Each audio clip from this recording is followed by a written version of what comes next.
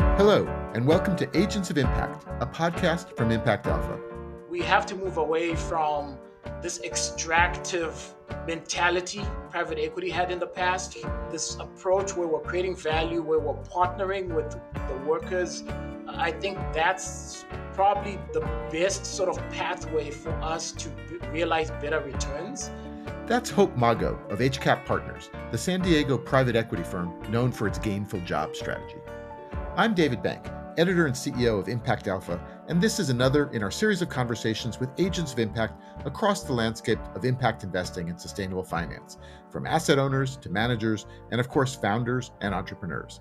You can see all of the shows in the Impact Alpha podcasting network at impactalpha.com. And while you're there, make sure to sign up for our free weekly newsletter, Impact Alpha Open. Hope Mago came to HCAP from the Reserve Bank of Zimbabwe, where he worked on jobs, housing, and economic development. I caught up with him to talk about worker power, value creation, and the future of private equity. Let's jump right in. Hope, I think what people, readers know mostly about HCAP is the gainful jobs approach, but maybe give us the very quick overview of HCAP broadly, because you're an investment firm that does more than just promote gainful jobs. So just give us the HCAP brief. Definitely happy to. So HCAP Partners was formed in 2000, primarily with the goal of providing capital to underserved businesses, we typically define those as companies between 10 and 100 million in revenues. A lot of the companies we work with are in underserved communities and have never had access to traditional sources of capital. So we always thought there was an opportunity. Small business owners are great job creators in this country and have always not always had access to capital like larger corporations. And we thought there was a great opportunity to step in and provide capital to those companies. So we've raised about 5 funds. Each fund is typically putting to work between 10 and 35 million in investment capital to support the growth of these businesses. And I think over time, it's something like $670 million under management and some dozens of firms being supported at this point. Yeah, we've raised 670 million across 5 funds and backed over 60 amazing entrepreneurs over the time. Okay, so one of the trends that we're very keen on is this notion that private equity and private debt, as it were, can find value, create value by actually treating workers better and enhancing the value of the workforce. Sometimes private equity gets tagged as a job destroyer. You're trying to be a job creator and a job enhancer. So tell us about gainful jobs. Yeah, so the way we think about the gainful jobs approach is it's a key component of value creation. We are growth investors. So, in most cases, when we partner with entrepreneurs, the strategy for us is how do we scale the business, right? And to scale the business, you have to be able to retain your best employees and you have to be an attractive employer to recruit additional employees. Most of our companies, you see headcount grow 4, 5x. So, they'll go from about 30, 40 employees at time of investment to 300 employees by the time we exit. And so we want to create an environment that's not only engaging for the employees, but also is attractive for us to be able to recruit top tier talent as we try and scale these companies. So we put together a framework called the Gainful Jobs approach. And the intent of that framework was to create a workplace environment that is conducive to driving value creation. And so we have 5 pillars that constitute the gainful jobs approach. I'll just rattle off at a high level right now. I won't go into depth. We can always dive into them later. But we're looking at one is opportunities for advancement. So how do we create a career pathway for employees? The other is opportunities for wealth creation. So how do we help create wealth for the employees at the companies we're investing in? The other is provision of sustainable wages. So how do we move you from earning a low to moderate income entry level wage to earning a higher wage that can support you and your family? That's under economic opportunity. Under health and wellness, we're looking at provision for paid sick days. As you know, a lot of small businesses don't offer paid sick days to their employees. And so that's one thing we ask them to implement. And then the other thing is we're putting in place things like health and wellness programs. not just health insurance coverage, but additional programs like mental health awareness, preventive wellness initiatives, trying to really create an environment that is allows people not only to grow with the company but also live a healthy lifestyle. And then the last thing we're looking at is diversity, equity, and inclusion. Well, so I want to get a little bit into each of those, but the high level, they might cost a company more. Higher wages obviously will cost a company more, sick days and the rest of it. So, what is the calculation at the company level and then certainly at the investor level in actually spending more on your employees? Does that generate a return? Yeah, so I think for us, the proof in the pudding is really the fact that we've managed to raise five funds. We've been fortunate enough to show top tier returns across our vehicles over the years. And a lot of that is driven by the implementation of the gainful jobs approach. And as I said earlier, we think the gainful jobs approach is intertwined with value creation. The workforce at the companies we invest in, that's the front line of driving value, right? They interact with our customers, they interact with our clients. They're the ones who are implementing or executing on the growth strategy. And so, if we create an environment that is conducive for everyone to execute their jobs at their best, we think that can drive multiples of enterprise value. And so, really takes us from having a company that's worth one times EBITDA or two times EBITDA to 8 to 10 times EBITDA, right? So the cost part, the way we approach the cost part is we break the gainful jobs roadmap into a 5 year initiative, and you have quarterly goals you have to implement as management. And so we're breaking it down so that it's affordable and it's realistic and attainable for the management team to execute on a quarterly basis. We're not asking you to triple wages the first day. We know it's a journey. We know there's a cost that's associated with it, and so we'll work with you on a 2 year, 3 year plan to get wages to a certain level whilst we're investing in the business. Now, does this also help HCAP, get deals? Are you more attractive as an investor to companies because of this approach? Yeah, so interesting enough, when we speak with founders, a lot of them are actually, the common feedback we get is two things. One is we're the first, investment firm that's come in and actually talked about their workforce with them and asked about what their workplace policies are, practices are, and how we can help in assisting that. We know for small business owners, recruiting and retaining employees is always a big challenge, right? This, especially in this environment where unemployment is low, and sort of there's a challenge in bringing skilled talent in. So that's one of the biggest challenges they always face in growing their business is how do I recruit? And so when we come in and we have this conversation, that always sort of resonates with them. The other part that's important is a lot of these small business owners have the workforce at their companies is like family, right? They've been working with them from day one. Their office manager maybe started off as their secretary when they opened the business.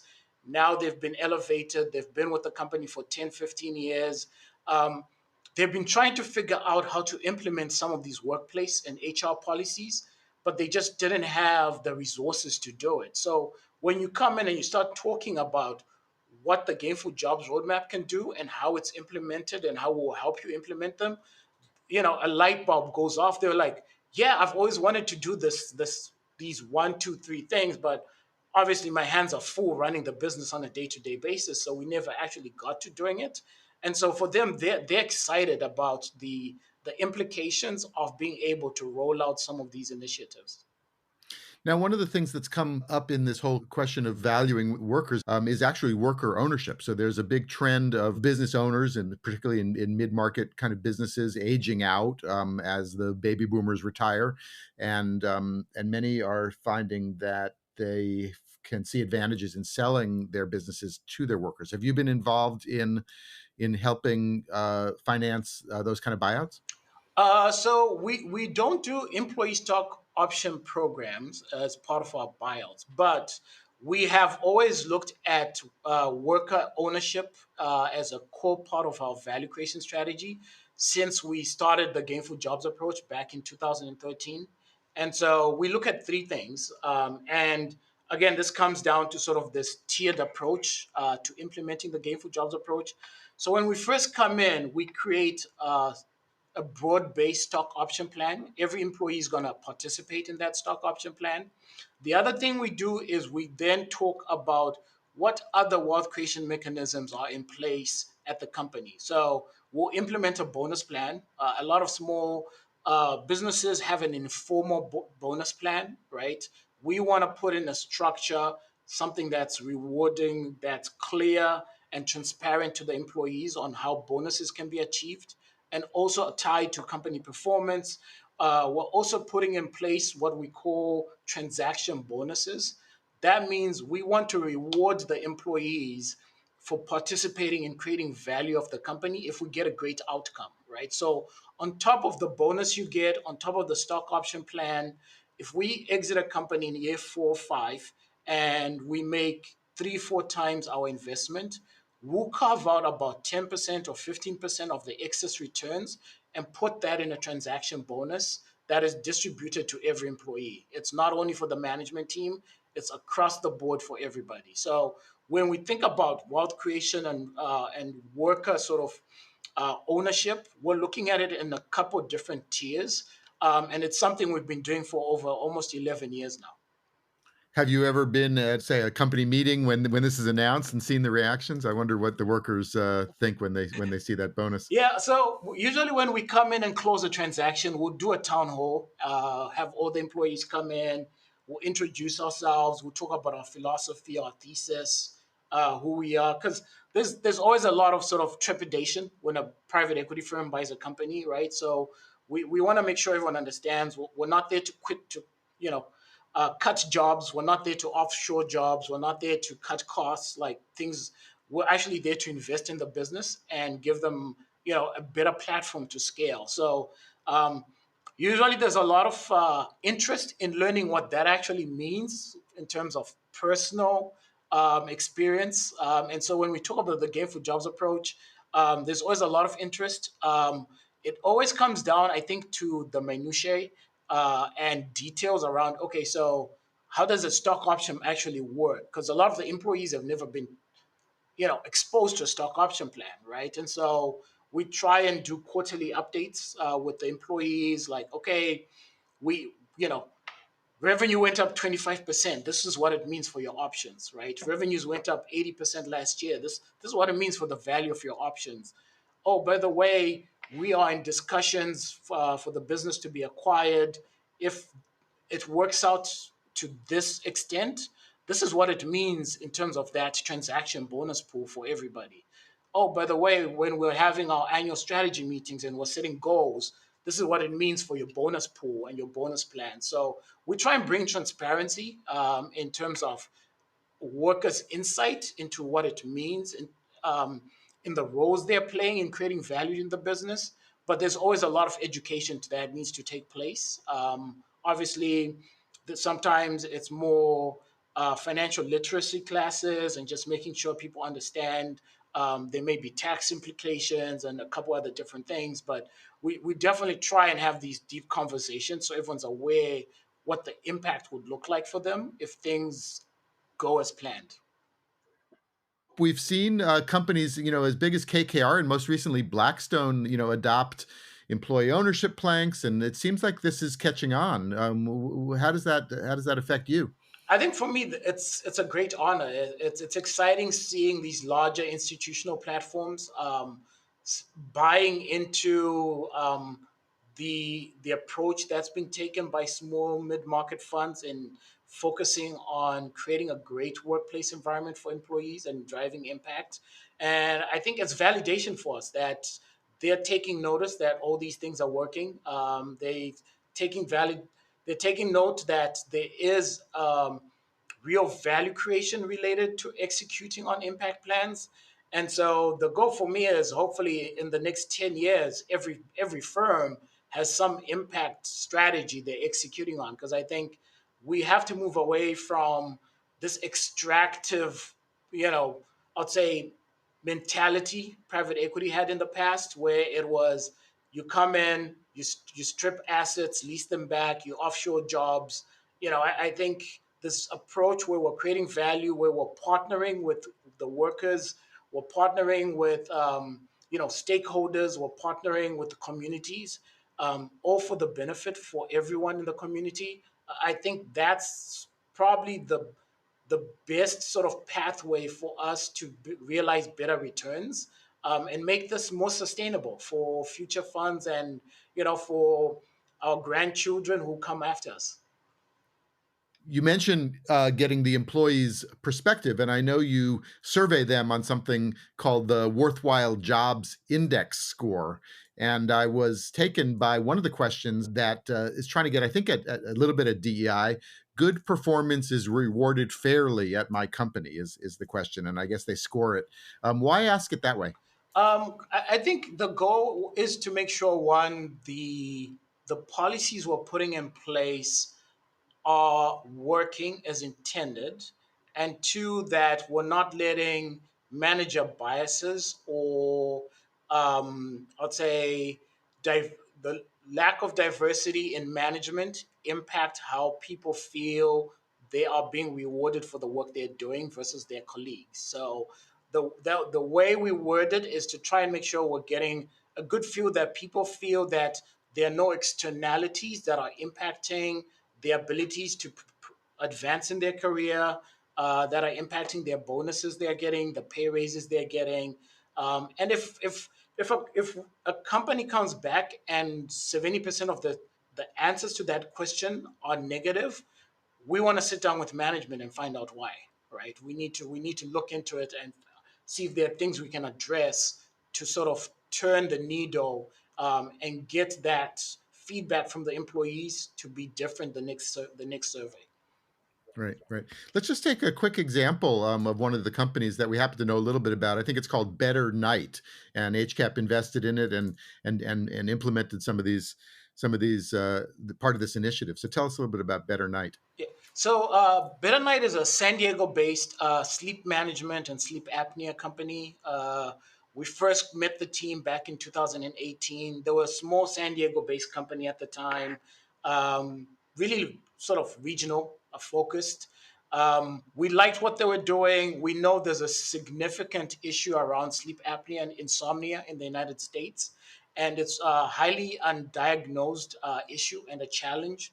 We also know that sleep apnea leads to chronic conditions, right? Or is comorbidities with certain chronic conditions. So we thought there was an opportunity to help scale the business. One of the things we were interested in when we first met them, they were building a national telehealth, digital health platform called Better Night. And so we thought it was an opportunity for us to invest our capital and help them scale nationally. One of the key themes for us as a firm on the healthcare side is we want to, one, drive increased access to care. We want to help lower cost of care, and we want to increase the quality of care that people are getting. Well, how does it tie into the gainful jobs approach? So the couple of things we did with Better Night was, one, we looked at sort of making sure we implemented a stock option plan. We have restricted stock units for all team members. We also looked at wage. We did a wage benchmarking study, and sort of rejiggered wages across the employee to match competitors in the country. We implemented a workforce development plan for all employees, so people actually have a career pathway within the jobs that they're playing. We also implemented opportunities for advancement alongside with the career development plan. And then we also looked at implementation of health and wellness initiatives at the company, including paid sick days, which were not in place at the time we invested in the company. And then we looked at diversity, equity, inclusion. The majority of the employees at Better Night are female. A lot of them are minority or diverse candidates. And we wanted to make sure they had a pathway in their careers as well at the company. And one of the best outcomes for me is when we started off implementing the Gainful Jobs approach in 2018, we never thought would get such a strong reception at the business. But the last 3 years, we've been voted one of the top San Diego workforce places because of the implementation of the Gainful Jobs approach. So happy employees, happy customers, happy investors. Yep. And we've tripled our revenues in that same time period as well. So it's almost a trifecta of all the things are working out as planned. We're not yet where we need to be in terms of sort of executing on every value creation item, but so far the results have proven that implementing the Gainful Jobs approach has helped really scale the business. So, Hope, you were mentioning to me that you've been at this job creation and even kind of gainful jobs, maybe by other names, all the way back to your background and your career in Zimbabwe. So, tell us a little bit about how you see the career arc here for yourself. I'm excited. I feel we have a lot more to do. We were still, I'd say, a low mid market fund. I think we continue to execute as long as we continue to show our investors returns and we are driving value creation at the companies we work with. And we can scale our resources and take our approach to even more companies. That's one area I think will be really exciting for us. The other thing is we're collaborating with other funds that are interested in learning about implementation of sort of employee programs, worker voice programs, sort of wealth creation programs. We've presented to a lot of our peers who are part of Impact Capital Managers, which is a group of over 100 funds that are in the impact investing space. We are on panels. We're participating in case studies like the Better Night case study, which shows that implementing impact initiatives can drive value creation. There's obviously still a lot of learning in the market that impact can drive value. And so we want to grow the ecosystem. We want to play an active role in making sure our peers out there understand that implementing approaches like this can lead to great outcomes for their businesses. Well, terrific, Hope. We will stay on the beat, and HCAP Partners is a key player on that beat. So thank you for joining us, and please come back again. Thanks, David. Appreciate you having me and looking forward to catching up again soon. That's going to do it for this Agents of Impact podcast. Thanks to all of our listeners and to our producer, Isaac Silk. We'll be back with more conversations soon. In the meantime, why not go all in and subscribe to Impact Alpha to get our award-winning daily brief in your inbox each morning? I think you'll find it valuable. Till next time, I'm David Bank.